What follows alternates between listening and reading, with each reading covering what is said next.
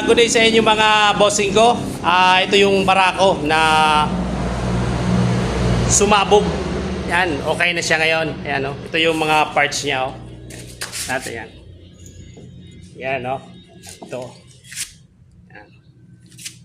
Ang ginawa ng may-ari, ganito na lang. Bumili siya ng isang unit na barako.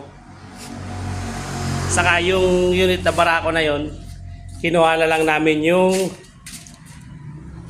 yung head niya, yung black, saka itong cover, saka yung kabilang cover, yung mga bearing niya bago na rin, saka yung transmission gear niya, yun pa rin ang ginamit namin yung sa dati doon. Boss, ngayon mga bossing, kasi marami pa rin akong nakikita na si Barako, medyo mali daw yung lagay ng filter, saka di na pumasok dito.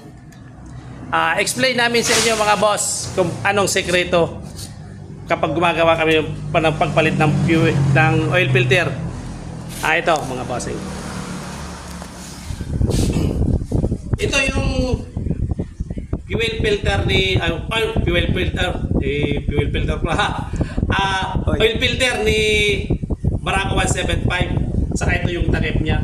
Yung takip ni Barako, may dalawang naputas sa lagayan, saka ito tapat dito. Yan. Kaya dapat magtutugma yan. Yan mga boss. Yan. Tapos ito dito, may dalawang ding botas dyan. Yan. Tapos itong magtatapat tong botas na to dyan sa dalawa na yan. Saka yung botas na yun doon. Ganyan ang proper na paglagay mga bossing. Yan. Kapag di pa kayo sure na okay yung pakalagay ninyo, may isa pang kailangan yung tingnan. Ito. Dito mga bossing. Maganda rin niya mga bossing. Ito. Yan. Ito siya mga boss. Basta natin ito mga bossing. Oh. Tingnan natin kung may oil siya pumapasok. Ayan mga bossing. Oh. O yan mga boss. Oh. O yan o. Diyan pa lang makikita mo na yung filter mo is tama yung pakalagay. Mga boss. Ito mga bossing, oh. Yung tunog dito mga bossing. Yan, tunog, oh.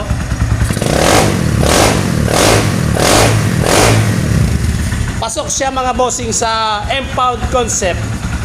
Saka yung may bisita kami, oh. Yan. Shout out sa iyo mga bossing.